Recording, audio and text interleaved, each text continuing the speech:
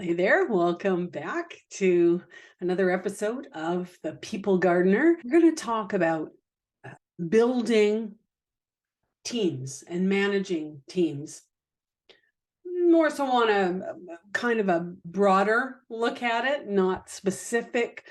We'll get a little bit specific about some things, but when it comes to your team and having everybody comfortable and functioning well, they have to understand what is their responsibility, what is their role, and then also understand how their role impacts the whole. Where does it fit? How am I contributing? Because once they're able to understand how they're contributing and the difference that they can make, it opens up the opportunity for them to get creative and to critically look at what it is they're doing, how they're doing it, and come to some conclusions. You know what? There might be a better way to do this. There might be a more efficient way. There might be a way of tweaking what they're doing in order to help the next department that their information goes to make it easier for them to do their job. One of the things that I have inside my Leaders Grow First portal is a video that being president and CEO of your desk, helping them get to the mindset, hey, this is my world. This is what I'm responsible for. I can look at this and really make this something spectacular when I take the whole company in play. You want employees that take ownership of what they're doing. When they have the responsibility, when they take ownership, what happens is improvement. Improvement in process, improvement in communication. So don't be shy about letting them know, hey, this is your role. Yes, these are the tasks, but here's the impact. When they're really clear on that, it sets them free. They're not having to second guess. And creating a team of people who are all in on their individual role gives the company an opportunity for everything to flow better, easier, and the company then can reap the benefit of an improved process. Well, I shouldn't say the company, the customer ends up benefiting because everything runs smoothly. And we talked on last week about goal setting, and that's wonderful for you, the owner. For those members on your team, for employees is what I'm gonna call them. I'd like you to consider agreements, not expectations. It's easy for me, for you, the business owner, to sit there and just elaborate on what you expect people to do. It's another thing entirely when you have a conversation and you help someone understand their role and their responsibility and their tasks, and asking them for agreement that, yes, I will do those tasks. And yes, I will do those tasks in that time frame. When you have somebody agreeing and saying, yes, I will do that, they're much more committed and involved in actually making that happen. There's the saying about, having skin in the game. Well, their word and their bond is in the game because they agreed with you that, yes, this is my job, these are my tasks, and I will do them. Look at agreements. This isn't something that has to be put in writing and signed in blood and all the rest of it. It's a conversation that you're having with somebody, and it's something that you can refer back to.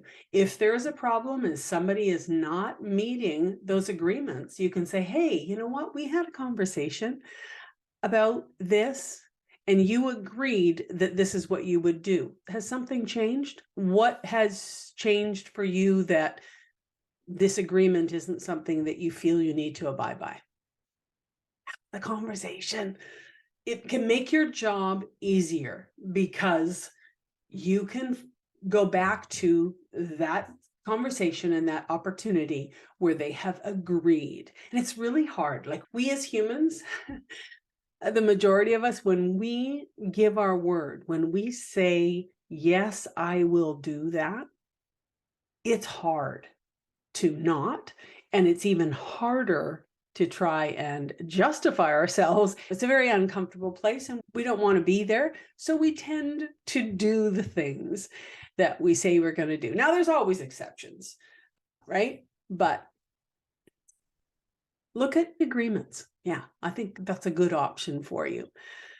The next thing is building trust. And, there's this word or this phrase out there right now, psychological safety. That's about open communication. We talked about that last week, actively listening and respect. But what you want is an environment that people trust that you're going to listen. They trust that you're not going to overreact.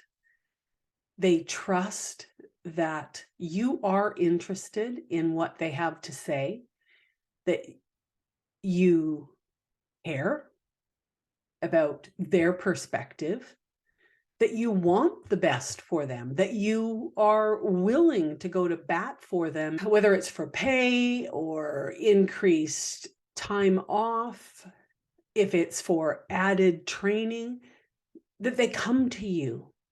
All of building the team it's building the relationship individually with each person. And as you do that individual building, what happens is it starts to permeate through everything. More people will come to you when they see that others are coming, when others are getting results, when others are having their needs that they express met.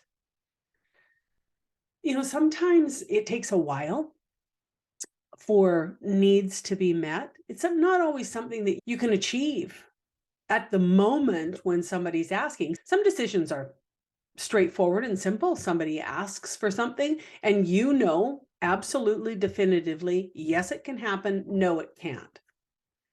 So the yes, self-explanatory, great, make it happen and everybody's happy.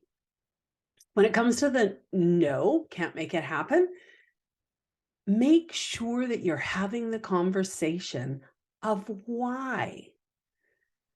The why conversation helps them to process and understand how you came to the no. They don't have to like the no, and oftentimes we don't like the no, but they can understand why you said no. If you share with them your process, something that happened year after year in my corporate life, I had my team write a year-end review, and in it, they wrote everything that worked, everything that didn't work, what they liked about me as far as how I handled things, and what they didn't, and like they would see I would change. I'm all about feedback and the why. And something that happened over time is I never, ever had pushbacks to my no's because I was able to demonstrate over time. And again, realize this, we're talking months and years here. We're not talking a few hours or a couple of days for building and managing your team.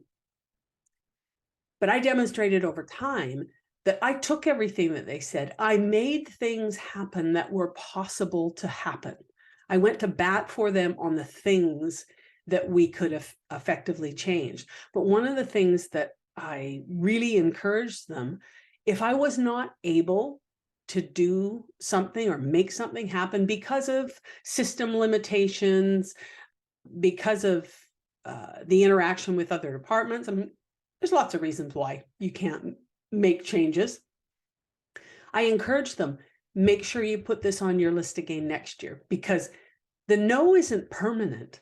The no is right now, based on the information that I have, based on what is possible with the systems, the answer is no.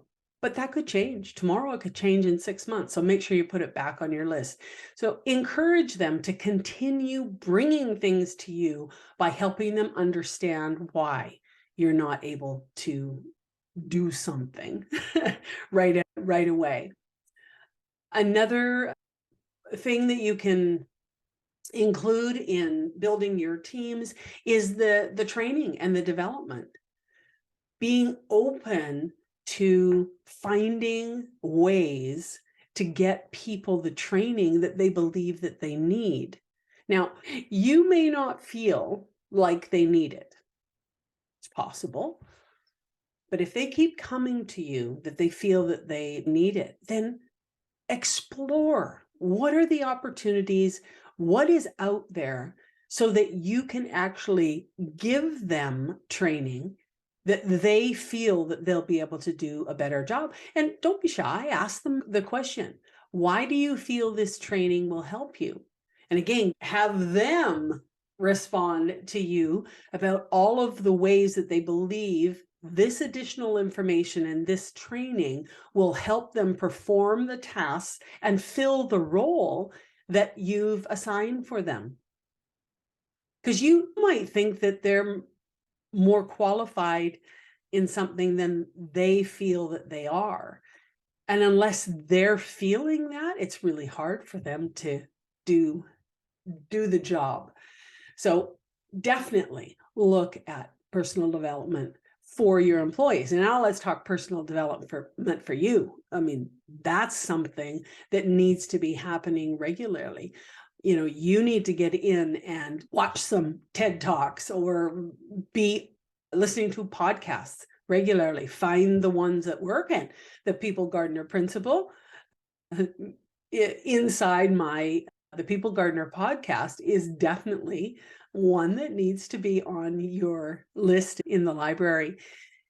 Leading by example is another way that you can build your team and you can manage the people. If you are interacting and performing and showing people how you want them to take ownership and responsibility for their own desk and for their tasks, that goes a long way in building the team, because they can see that you're just not talking about things, you're actually doing those things. And what you're asking of them, you ask of yourself. There is such power in leading by example. Getting in there and working. If you're, let's say, have a business where there's people that are in a warehouse or people that are physically working in a sew room, or you've got people on the floor making the widgets, let's say, get out there and make the widgets with them. That was one of my most favorite things at the chocolate factory. I would get out there and I'd work with the team. And you learn so much about human beings, and you learn how amazing these people are and how hardworking they are. And you appreciate things on a much, much better level. Regularly get feedback. That's another really important part.